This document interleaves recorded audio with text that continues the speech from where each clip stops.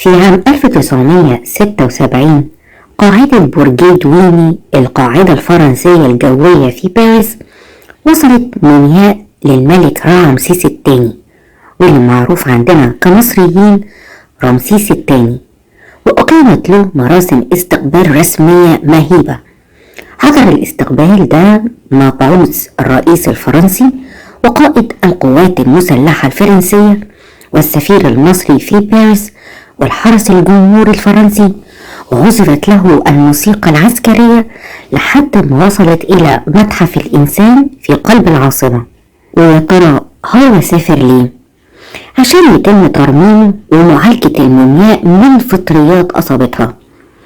الرئيس الفرنسي في الوقت ده أقنع الرئيس الراحل محمد أنور السادات إنه يرسل المومياء إلى باريس لإجراء الفحوصات العلمية ويتم الكشف عن المزيد من أسرار حياته. استمر العمل على مومياء رمسيس الثاني لمدة 7 أشهر كاملة، من 26 سبتمبر حتى 10 مايو عام 1977. العالمة الفرنسية مدام كريستين ديروش نوبلكور، واللي ألفت كتاب القصة الحقيقية، بتقول إن تم تخصيص قاعة كبيرة معقمة للفرعون حتى يتم الكشف عن الفطريات والبكتيريا اللي هاجمت المومياء الملكية، وتم تحضير الخطة للإنقاذ. رئيس متحف الإنسان ومعاه 120 مساعد زائد 63 باحث في جميع التخصصات اتجهزوا، وبدأ معالجة الفطريات على الأرجل والكعبين والكتف الأيمن وتجويف البطن. ولكن الحقيقة تقال إن هما كانوا عاوزين يكتشفوا المزيد من أسرار لطرق التحنيط القديمة ومواد وتركيبات التحنيط، ويشوفوا هل سبب وفاة رمسيس الثاني وفاة طبيعية أم هو فرعون الخروج. واللي ما يعرفش منكم إن في وقت من الأوقات أشاع عن رمسيس الثاني إنه فرعون في عهد سيدنا موسى، لذلك كان لابد من معرفة هل كان سبب الوفاة غرقا ولا إيه. حجم وأهمية المومياء الملكية كان لازم يكون ليها تجهيزات من نوع خاص جدا، زي جهاز للأشعة السينية وأجهزة تكييف وجهاز لقياس الرطوبة عشان تقيس يوميا التغيرات الجوية. حاجة المهمة ما اكتفتش بكده، ده كان لازم وجود 20 مؤسسة لأخذ العينات وفحصها، ووجود الطب الشرعي لفحص البقايا العظمية والجلدية، ومعهد حفريات بشرية لفحص بقايا التربة العالقة، ومؤسسة الطاقة الذرية لمعالجة المومياء بأشعة جاما. العينات كانت بتتاخد من خارج وداخل المومياء، وتم فحص العمود الفقري والشعر والتجويف الصدري والبطني ومواد التحنيط وترميم أربطة الكتان والشقوق.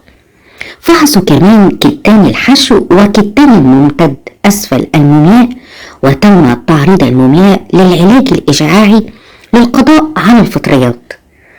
تم تقسيم المومياء إلى 6 مناطق عمل، كل منطقة هتتعرض داخليا وخارجيا للأشعة السينية التقليدية، وبعدين للفحص بالراديوجراف العادي، وبعد كده للزيروجراف، وتنتقل للتصوير اللوني الكثافي، ومنها للتصوير باستخدام منظار داخلي.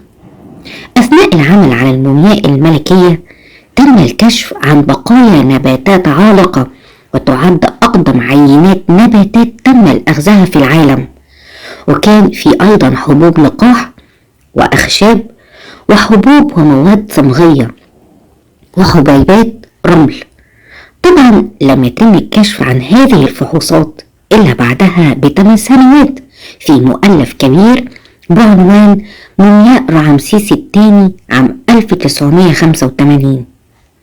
الفطريات اللي تم كشفها في أرجل وكعب المومياء والكتف الأيمن نتجت بسبب تغييرات الحرارة والرطوبة أثناء الاكتشاف الأول في خبيئة الدير البحري اللي قام بها العالم الفرنسي جاستون ماسبيرو عام 1881، وأثناء فك اللفائف رسميا في يونيو 1886. الفحص العلمي للمومياء كشف عن تآكل في عظام الفكين العلوي والسفلي، ووجود جيوب في جذور الأسنان، بمعنى كان في تجمع صديدي وتسوس في الضروس، ولم يتم معالجتها أثناء حياة الملك. أما بالنسبة للرقبة كان هناك آثار التهابات في فقرات العنق وتصلب في الشرايين المرفقية والفخذية والساقين، ده غير الاعتلال الكامل في الوركين وتساقط الشعر اللي أصابه في الرأس، حتى مفاصل الفقرات أصابها التصلب، وده خلال 20 سنة الأخيرة قبل وفاة الملك. وزاد على كده الروماتيزم. التفاصيل اللي ذكرتها لحضرتك عن أمراض رمسيس الثاني تدل على حياة مليئة بالحركة والإنجازات، وده طبيعي لأن فترة حكمه دامت 67 سنة، ويمكن نقول قبل كده كمان، لأنه كان بيساعد والده سيتي الأول في الحكم. دماغ رمسيس الثاني كانت مشغولة دايما بالبناء والتشييد والتوسع، عشان كده هتلاقي تماثيله ومعابده هي الأكثر انتشارا ومعرفة في أنحاء مصر، زي معبد أبو سمبل، المعبد اللي تم نحته في الصخر، ده غير معابد بلاد النوبة وأضخم صالة أعمدة في معابد الكرنك.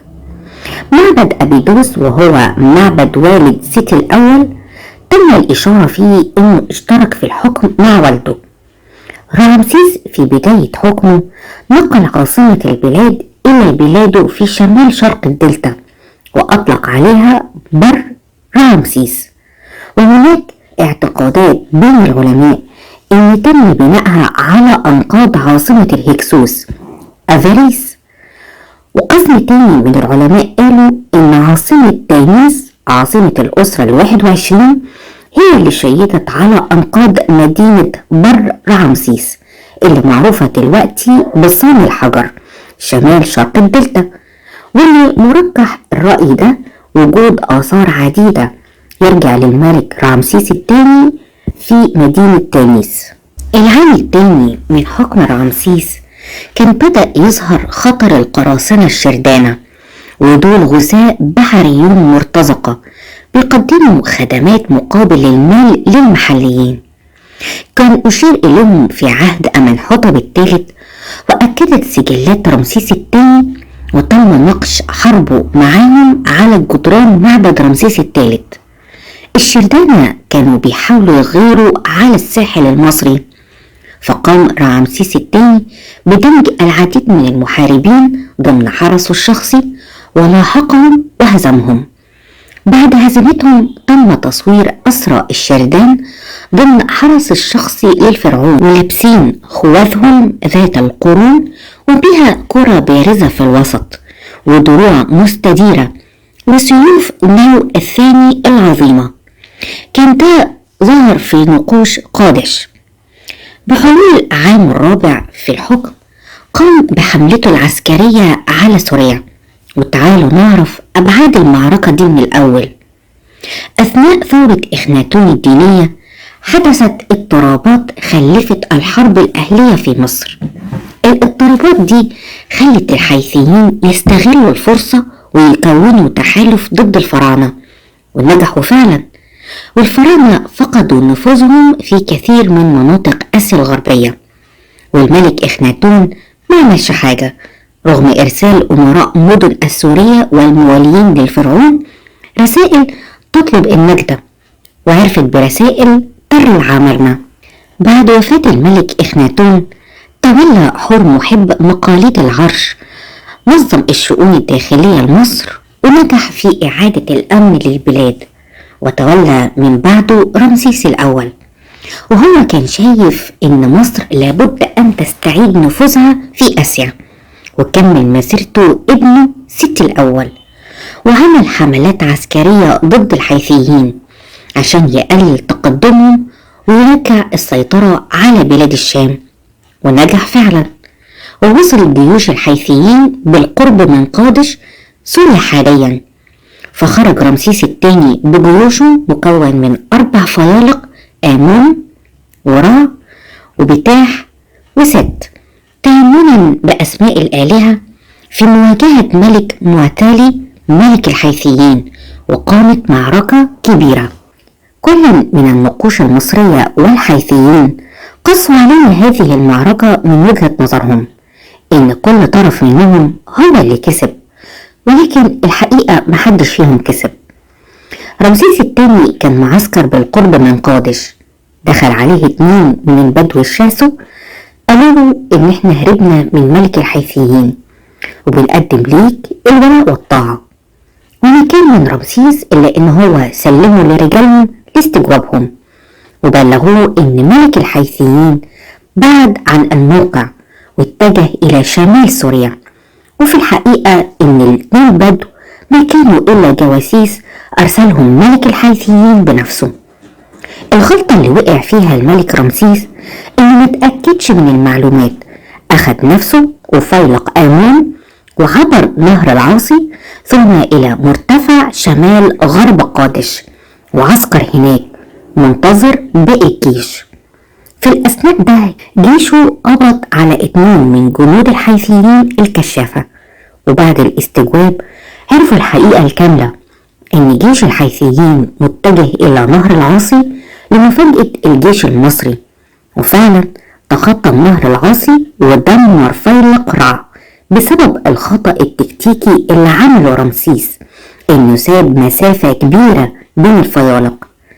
جيش الحيثيين كان متجه لفيلق آمون، فاضطر رمسيس إن هو يسلك ممر ضيق عشان يلتف حول الحيثيين ويهاجمهم، وجعلهم يزحفوا خلف النهر.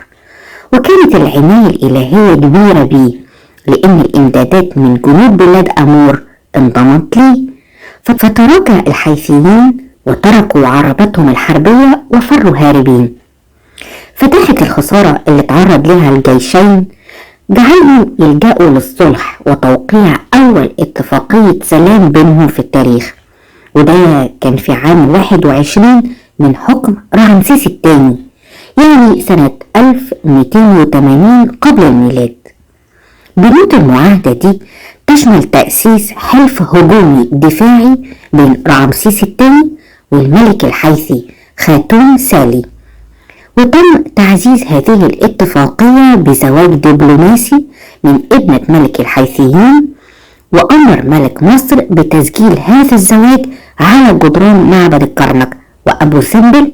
وذكرت النصوص الفرعونية إن فرعون مصر رأى في ابنة الملك الحيثي أنها جميلة الوجه كأنها إله، ولقد وقع جمالها في قلب جلالته وأحبها أكثر من أي شيء آخر، ومنحها الاسم المصري مأت حور نفرو رع، أي تلك التي ترى حورس وجمال رع. ودي عزيزي المشاهد ليست زوجته الوحيدة، ولكن كان له كثير من الزوجات سواء شرعيات أو ثانويات، اللي نتج في النهاية يكون عنده 52 ولد و32 بنت، وأشهر زوجاته نفرتاري.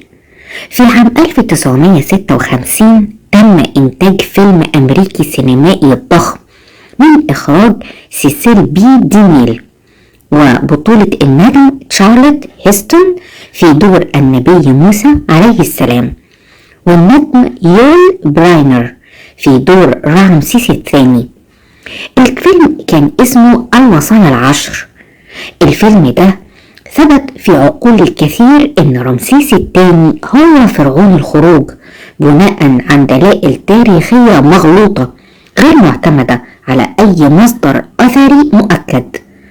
العالم المصري البارز رمضان عبده علي اتكلم في تفصيلة مهمة جدا، ان حدث الخروج كان بين عام 10 و18 من حكم الملك رمسيس الثاني، والملك عاش حتى سن 85 سنة واكتر.